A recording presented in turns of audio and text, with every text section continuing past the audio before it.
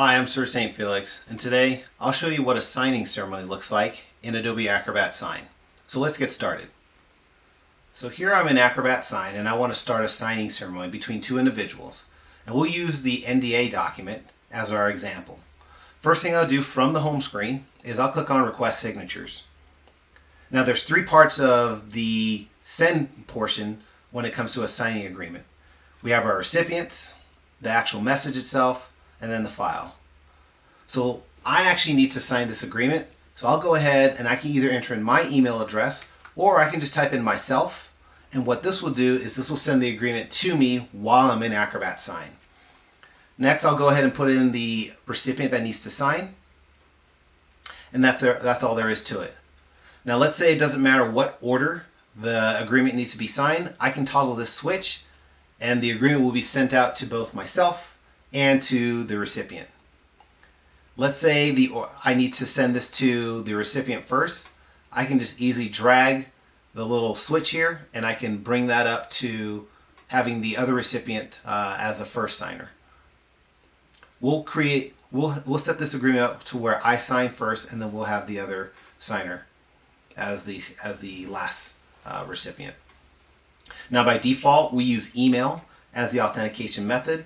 But if we wanted to password protect this agreement, I can set up a password, which I then would have to send to the recipient so they can actually open up the agreement and sign. We also have something called KBA, which is called knowledge-based authentication. And if you want to learn more about that, in our upcoming video series, we'll have a segment that explains all the intricacies of knowledge-based authentication. For this demo, we're just going to keep it at email. And that's all there is to it when it comes to the recipients. Next section is the actual message. And so here, if I want to add a custom message, I can just come in and type my custom message. And so here I'll just say, please review and sign. Let's say I actually have a template that was already set up. I can come over to my message templates and I can select some pre-built templates as my message. Now down below, this is where I would add the file. So I'll go ahead and click on Add File, but I'm going to go to my template library and I'm going to look for the NDA document that I just created. And so here I have my NDA, so I'll select that, I'll click Attach, and what you'll notice in the message is that this will inherit the actual reusable template name as the subject line for the message. There's a few options that I have. Here I can password protect the actual document. And so after both parties sign, if they were to go back to the document, they would have to know the password to view that document. I can also set reminders. They can be daily or weekly or every business day. So now that I have my recipient, I have my message, and I have the file, I'm ready to send. But before I do that, I just want to double check to make sure that all the fields are placed in the proper location. So I'm going to go ahead and check this box where it says preview and add signature fields, then I'll click next. So what's happening here is Acrobat Sign is grabbing the template, it's scanning the template, and then it's going to present it to me where I can continue to author it if there's an area that I've either missed or if there's a mistake with the previous fields.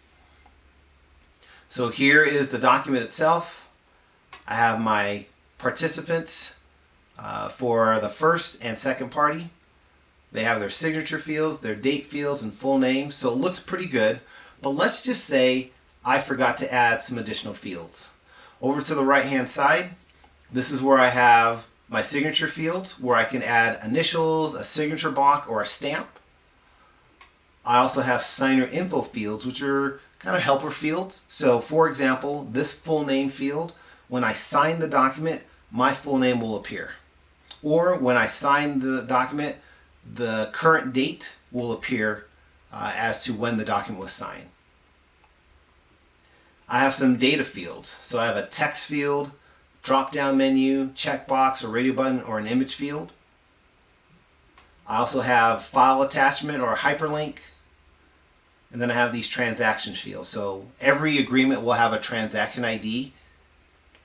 If we want to have that transaction ID placed on the document, you can do that. Same with the participation stamp. If you have a stamp that you've added and you can have the participation stamp located on the agreement itself. I have these payment fields, and this is with our integration with Braintree. If you want to learn more about these data fields, we have some other videos in our dojo that will explain some of the cool things you can do in terms of conditionals, the appearance of the text field, and so forth. So be on the lookout for that. So everything looks good. And let's say I wanted to create a template. If I did add some additional fields on here, then this checkbox where it says Save as Template, by checking this, when I click on Sign then Send, a little dialog box will open up and it will allow me to give this new template a name so that it can be available under this Field Template section. And so over here on the left hand side, these are our field templates, and these are the different templates that I have set up. I don't need to set this as a template, so I'm going to uncheck this and I'm going to click on Sign then Send. And so I'm still in Acrobat Sign. It hasn't gone to my inbox because I'm going to actually sign it right here in the application. So I'll click on Start. I'm going to click on the signature field, and we'll clear this out and put a different name. And I'm going to click Apply. If I wanted to draw my name, I can do that.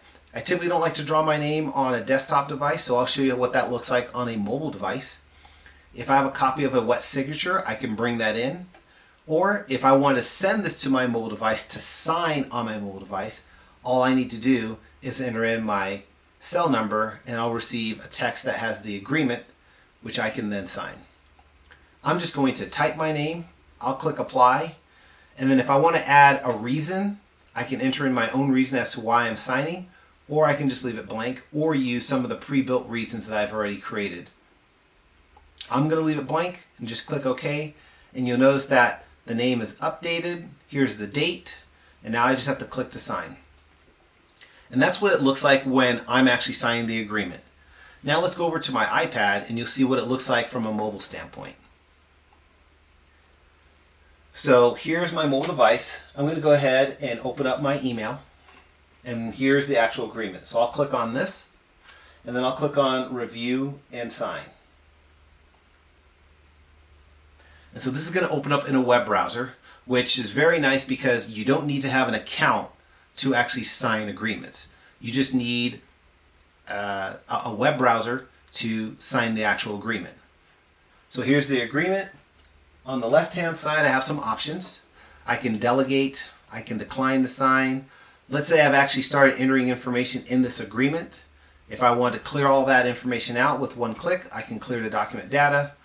If I had a private message, I can click on View Message from Sender, or I can download this PDF. What I'm going to do is I'm just going to click on Start. I'm going to come to the area where I need to sign, so I'll tap. And here's my signature, where I can sign my name. And I can go ahead and type that in as well. And so now I have my name. I'll click Apply. I'll click OK, Finish, and then I will tap to sign. And that's it. So the last thing I want to show you is how you can manage these agreements. So I'll go ahead and click on the Manage tab, and I'll come over to where it says Completed. And here's the actual agreement itself. So I can click on this and click Open Agreement, and this will show me the signatures of those who have signed. And so here's my first and second signer. And let's say I want to see a snapshot of all the steps or the activity that's happened with this signing ceremony. So within the tool, I can see a quick snapshot of the actual signing ceremony, who viewed and signed, or I can actually download this audit report. So we'll go ahead and open that in Acrobat Reader. And here is the actual audit report. The first thing to notice is this blue seal. This basically indicates that when this agreement was executed, it was done within Acrobat Sign, and the parties that were involved were the ones who actually viewed and signed the agreement, and it wasn't tampered with. This is actually a secure document, so you can't make any changes to it. You can't add it to any other PDFs. It locks it down. And so here is a very nice visual of who created the document, when it was signed by John, and then when it was emailed to Jimmy, and it shows when he viewed it, when he signed it, and it has the completed agreement. And all completed agreements will have a copy of the audit trail and the agreement emailed out to both parties. So that was the actual signing ceremony. Hope this was helpful. Thanks for watching.